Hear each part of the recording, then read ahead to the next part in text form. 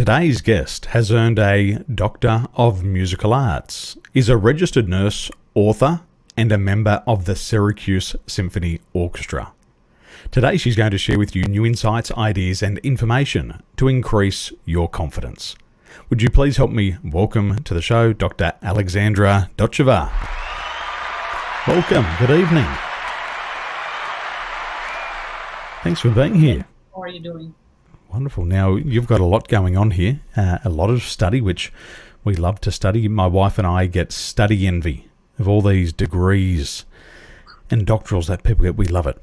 Now, before you immersed yourself in the field of holistic healthcare, and you've been doing this for more than a decade, what was the dream that you started with, and what excited you about that dream? Well, I originally was a musician, right, for 26 years, supposedly most productive years of my life until age 32, when I earned my doctorate at 31. The Syracuse Symphony Orchestra was part of that life of mine until they bankrupted in 2011. But in 2008, I realized I wasn't competitive enough as a musician. I had immigrated to the United States from Bulgaria in 2000, okay? And the market started shrinking and shrinking. Orchestras began to bankrupt in the United States, and auditions became more and more competitive. You were competing against 40 to 500 people for one violin spot in the orchestra. And I realized if I didn't try something else, I would regret deeply 30 years from that moment in 2008. And then, of course, the financial crisis hit.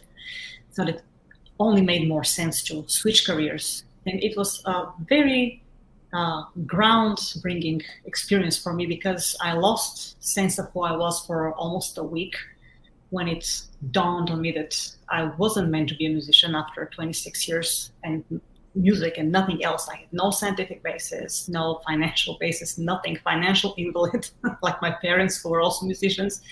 So 2008, I decided to put myself through nursing school because I realized that's a profession in demand. I always had been fascinated by science, even though I didn't have any formal scientific education. But it was a profession I could find a job anywhere in the world. So that was my midlife crisis. And of course, the lack of faith in myself. Could I do this? Could I not do this? But it was truly the inspiration from let's not have regrets 30 years from now. And I also got very scared of poverty all of a sudden, because I didn't grow up in a rich family, but the whole idea that musicians were bankrupting left and right with the orchestras, and I didn't know anything else but music, was a really great wake-up call, and it had to be addressed at that point with my whole insecurity together with that, and that's how it all started in 2008, changing careers. Well, there's a lot of changes taking place there. And how did that impact your confidence? What happened to those levels of confidence during that time? There was no more question. There was not going to be any more cheating or mediocrity with my self-perception, because during the violin years, I had developed this very crippling stage fright out of sense of guilt and responsibility that I was never prepared enough.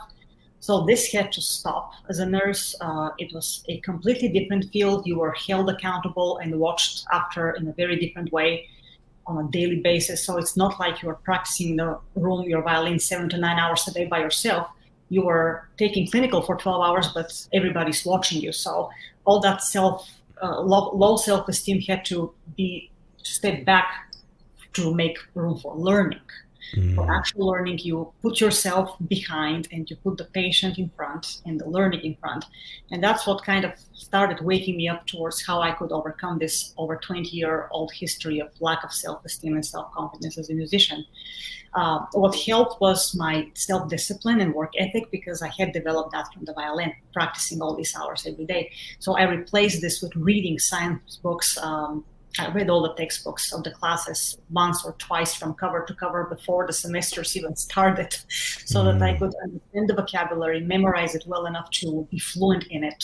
Because I was sort of not competing really, but comparing myself to people who are 18, 19 years old, just out of high school with some science classes under their belts already. That wasn't the case with me, so I had to be up to par. And I was, but it took preparation. Can you go back to what you said a moment ago about never prepared enough, that feeling of being never prepared enough. Can you go back there? Because what I see in our community members is they have this similar feeling. Yes. They feel that they're not prepared enough. They fear if they don't learn more that they're going to make a mistake. And they get caught in this loop of learning and not applying. And it seems to be that every time they learn something, they feel that there's something else to learn. And if they don't learn that next thing, they might make a mistake. So in their own way, it probably comes close to what you're saying here. So if you can take us back through not being prepared enough and some of the inner dialogue and the feelings that it elicited in you, that'd be fascinating to learn about. So the other thing that happened in 2008, I don't talk very often about it, but I also went through a divorce. So I had to leave the house where I was living and found this small apartment. And when I started reading the books, I suddenly said, no, wait a minute. There is a noise restriction with the practicing of violin, but there is no noise restriction when you read textbooks.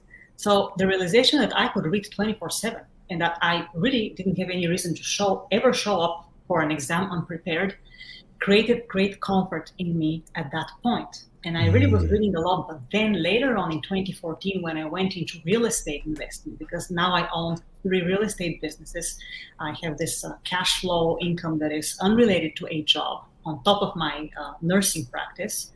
That was when I learned from my mentors that mistakes are okay. You will never be prepared enough, and that is okay. As soon as you don't repeat the mistakes, you learn from them and have them motivate you instead of crush you. Because if you get crushed, you give up. But if you get motivated by your mistake and if you enjoy the failure for the sake of learning and getting better, then that's the very important switch in mindset that helped me tremendously in my investing in businesses once I became a nurse. And you mentioned the role of a mentor there. Was it the mentor who brought that awareness to the surface for you, or had you been aware of it before but you didn't know how to regulate and manage it? The mentor was very helpful because I paid a self-made millionaire to learn real estate investing. Self-made millionaire who really started from scratch just like I did in 2014. So that person apparently was horrible at school, which I was always an excellent straight A student, and he despises straight A students. But he said, I just knew that school wasn't for me because they weren't addressing my real skills and talents, which he discovered much later in life. But the academic thinking of condemning mistakes versus the business and experience and real life learning thinking of learn from your mistakes, you will fail, and it's okay as soon as you get up and keep going. Very different, polar opposite concepts. And it took me some time to reverse my mind because of all of my pride as a straight A student that had to let go. I had to let go of that to allow myself to learn and to fail and to not banish myself for my mistakes in business, which gradually became lesser and lesser and lesser, even though I keep learning with each new property and business that I create as I expand my investment portfolio up to the present day. It's fascinating to see people who have succeeded in school and been straight A students or really good students, when they get into the business world, they feel that they're now not allowed to make a mistake and everything's got to be perfect before they begin. But the business world is reversed to academia. You're going to make more mistakes, more things aren't going to work. Like Broadway, 9 out of 10 shows never succeed and only 1 out of 10 do, and depending for how long. So that thinking really has to shift, but it's a whole change in the neurology. And it's a whole way that they have to change that paradigm of thinking straight A is good and it's going to save me, to making a mistake, learning fast is going to actually help me succeed. It's a big shift that they need to make. Now, along the way, a gentleman by the name of Dr. Joe Rubino, he says that up to 85% of Americans suffer low self-esteem. Yes. So what life events tend to impact people's self-esteem? What do you see? Which life events really impact people's self-esteem? Well, it could be a couple: job loss, insecurity at the job, poor relationships, poor health for sure. See, I go to people's homes as a nurse and I see this huge correlation between being in poor health, in poor financial, not having financial prosperity, and then suffering from poor relationships because you're allowing people who are not as knowledgeable as you think they are dictate your life. So you see this much more in people's homes than when you're in the hospital, because you don't see the home dynamic as a hospital nurse. But Dr. Joe Rubino actually got my confidence coaching certificate from his institute a couple of years ago. But there could be many events, depends how you perceive your failure and what constitutes failure to you, how high your standards are, how high your goals and ambitions are, and ultimately how high your self-respect is at all levels. And this is a huge topic because self-respect also needs development by elevating all the other aspects of your life. Because if anything is neglected, then holistically speaking, you will be not a complete person. If you're leading only on one problem that you perceive as the main problem, but everything else is left behind, you'll never have a sense of completion. Then, of course, the other side of the coin is no matter what we learn with today's crazy fast pace of developing technology, we always have the feeling that no matter how much we learn, we're always like 1 or 2 steps behind. We need to abandon that feeling and allow ourselves to be human again. Just the technology is to help us, not to handicap us. And lots of people are not really clear on that, if that makes sense. What I see is a lot of adults, they start to realize somewhere between age 35 to 55 that they're lacking confidence. And they're looking for the thing that happened yesterday that's robbed them of the confidence. They're looking for that thing that happened last week that robbed them of their confidence. And then they run around looking for Band-Aid solutions. How many YouTube videos can I watch? How many podcasts can I watch? What's the next shot in the arm that I can get so I can feel confident? Yeah. What does the role of the environment play when raising children, and how does the child's environment impact their self-esteem and their levels of confidence? Well, that depends on the child and the parents and everything else that happens. But usually after 30, when you hit 30, mine was 32, right? It's when the sense of urgency hits you. Because children always go, oh, you have plenty of time to do this and this, enjoy, or other parents say, learn now because you will be successful earlier and all that. And it's a very broad question. In my case, my parents were ambitious. They taught me crazy work ethic. But it wasn't for the sake of becoming wealthy. It was more for the sake of scoring a secure, nice job and travel as a musician, which was perceived as a great thing during socialism in Bulgaria. And then when socialism dissolved, all the culture in Bulgaria dissolved, and now orchestras they just got discontinued their funding from the government because in Bulgaria it's a different system from the United States, okay? So culture went completely downhill. And in America, kind of the same thing happened in around 2006, 2008. So children, what impacts the child? I mean, first of all, you want to see what they're passionate about. See, when I was a kid, I was passionate about animals, about biology, about all that stuff. But then I went into a specialized music school from age 7 through age 18, and then bachelor's, master's, and doctoral degree in music. So there was not even a question about whether I'll be a biologist or anything like this.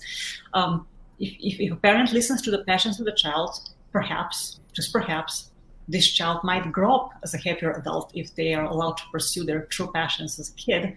Because if you're able to be prosperous doing something that you truly love, that's not a job. That's really your essence. And you're basically making great profit and income and satisfaction and helping others doing something you love. Most of the time, that's not the case. That's how you awaken. And after 30, with the urgency that you really don't have time to mess around anymore, and you better figure it out, or otherwise you're taking a big risk. It's interesting, that fear of poverty and how it does change people. In the work that you do, what are some of the consequences of low levels of self-esteem? Oh, there are quite a few. Having been in the healthcare system for 12 years now, I am ultimately convinced that maintaining your health at poor levels is a great sign of low self-esteem.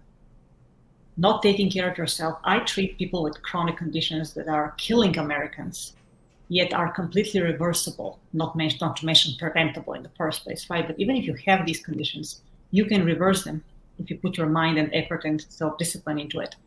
The other thing is the resistance of learning financial language, financial jargon, parlance, to make yourself less dependent on somebody else as far as employment and dictating what's going on in your life. You can create multiple streams of income that are unrelated to a job, and they're much less taxed for that income because they're not a job. And yet people are very reluctant to overcome this fear of failure and not getting it right, or offending somebody around them because they're thinking something different, and they're cutting the branch they're sitting on by not even trying to improve their financial situation. Yet they keep complaining about the job not paying well, getting laid off, afraid that they won't be able to retire. And some people can work until their 80s, not because they love it, but because suddenly they have to. Because their retirement went to pieces with the stock market crash in 2008, and now in the last 2 years. My apologies, I'm having an earthquake here in Taiwan. Oh. I was getting a little bit of vertigo, and how I see if there's an earthquake, I look out the window, and if the clothesline is swinging backwards and forwards, we're getting one. My apologies. Are you safe? Yeah, we're fine. I've got faith. Now, which is a good question. How would you describe faith, and why is it important in the context of confidence? I'm a very huge proponent of faith in oneself, faith in yourself, in your own abilities. This is what I'm all about, truly believing in yourself and making yourself accountable, believing that you can set the goals. And the true essence of happiness is knowing what you want and asking for it, but you have to ask it of yourself first. And that's where faith is born. And once you start working on these little goals towards the big goals, and ultimately towards the realization of your dreams, that's what grows your faith in yourself, and the self-esteem and the self-confidence, which are two different things, yet they unite in your personality and your ability to be a holistically happy individual and help others in that way too. I see people claim that they're people of faith, but faith is believing in the invisible. And when it's time for them to jump and to take the risk, they don't jump. And I think at that stage they realise that they don't have faith. And what I've learned over the years is, in business, you do have to have a high level of faith in yourself. And I think that comes from a track record of making and keeping promises. So you finally say to yourself, I believe in myself. And then when you set your goals and you put them out in your future, you have 100% certainty that they're going to take place before it even happens. Which also the responsibilities. You actually build the faith because you don't disappoint yourself every time by compromising your promises towards yourself. Well, a lot of people have a track record of broken promises. I'm going to wake up in the morning early. I'm going to read. Tomorrow they hit snooze. The day later they say, well, I've learned my lesson, and part of success is failure. And then I'm going to reset my alarm clock, and the next day they hit snooze again. And so they have a series of broken promises, and they don't trust themselves. They have a lack of faith in themselves. And even when they go to market with a new idea and they attempt to sell themselves, they feel incongruent because they don't trust in themselves, and now they're asking somebody else to trust in them. Right. And it puts them in that double bind. I don't trust myself, so how could anybody else trust me? So eventually they give up. And yes, it impacts them tremendously. You've got a lot going on. You're a registered nurse, real estate investor, options trader, and also an author. So being as busy and as successful as you are, why did you decide to write the book, It Really Is Simple, a holistic approach to self-confidence? Why did you do that? Because I was one who struggled with low self-esteem for over 20 years, and 90% of it was really self-imposed. So I wanted to show people how this happened for me, how I overcame it, and how I did things I never thought possible to do, so that they know that they can do it. And in the book, I say, I don't know how many times I've said in the book, if I could do this, so can you. So can you. That's the main message that I wanted to. And I discuss my health practices, my investment practices, my financial practices, and I also consult people on that. I am a coach on all of these aspects that are in the book. And truthfully, it impacts people's lives because they've told me, I've been reading the book for the third time now, and I'm applying all these concepts, and my life is really changing. And this is great to hear. It's very humbling. So when you wrote the book, what was the problem that you were attempting to solve within yourself? Because I believe a lot of authors, we write the book for ourselves. And what I mean was, when I went to learn to become a coach, I wanted to learn to be more confident myself. I wanted to learn to let go of the past. And then when I wrote a book called Win Sales Now, when I authored the book Win Sales Now, I wrote it because I was also going through a challenge in my business where I couldn't make the sales that I wanted. So I went and learned everything, and then I wrote the book and I shared it with others. So what was the challenge that you were overcoming at that stage when you started to write? I just wanted to make it very clear for people how I did it, because I had the questions from my patients. How are you almost 50 years old and you're so ridiculously physically fit and healthy? Then my investment mentees were saying, how are you so organized financially and able to put all this in your time? So I wanted to make it clear for people how simple this is, because the simple concept that goes along the 5 aspects of life that I'm discussing is the same exact concept across the board. If you really internalize that, it works in every aspect of your life. This was the problem I wanted to solve. So I had to create this. I had the system already, because that's what I have been doing for the last 15 years. Just to materialize it in words was the challenge I put towards myself. And it worked really, really well, I think. Well, I believe simplicity is key. We live in a very complex world, and sometimes we equate complexity with success. However, success is also very simple. And if we can find a way that other people have succeeded, then we don't have to attempt to be trailblazers. We don't have to try to recreate the wheel. And a lot of people, there's shortcuts available. I worked with a gentleman, 7-figure income per year, and he had a system that would guarantee people financial success if they just followed it. But the problem, he said, was everybody kept trying to shortcut the shortcut. There is no shortcut to success. Sorry. They stuffed it up.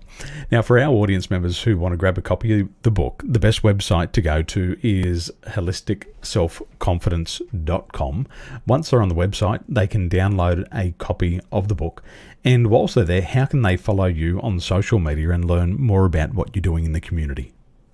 Yes. So the book is available via ebook outside of the United States. In the US, they can get it paperback or ebook. And that's because of the high shipping costs right now. We're having it ebook for the people outside of the United States. It's just much more affordable this way. Beautiful. Well, ladies and gentlemen, what I want you to do is I want you to go to holisticselfconfidence.com. And if you're lacking confidence and you need more of it, then you can actually learn it. You can't get confidence from a pill. You might get it from a line of Coke for a couple of minutes. You might feel like Superman, but that's going to wear off, and that's probably going to lead to more problems. You're not going to get it out of a bottle. It's something that you've got to learn to do. So if confidence is important and success is important, go over to holisticselfconfidence.com. Alexandra, thank you so much for being here. Before you go, any final thoughts or words of wisdoms for our people who are lacking confidence and they know they need to take the next step? What would you say to them? Oh, thank you for having me, Daniel. And I would like to say, please allow yourself to be insecure. Allow to turn your anxiety. Allow your anxiety to motivate you instead of debilitate you. That's one other thing that I teach. But if you turn anxiety into your ally instead of keeping it your enemy, you will become very successful, because then anxiety and accountability become very close concepts. I like that. Ladies and gentlemen, remember, one new idea at the right time is enough to make you rich. Go to holisticselfconfidence.com today and download your ebook. Alexandra, thank you so much for joining us and sharing your knowledge and your wisdom. Greatly appreciated. It was a pleasure, Daniel. Thank you so much for having me. Our pleasure. Ladies and gentlemen, have a wonderful day. Beautiful.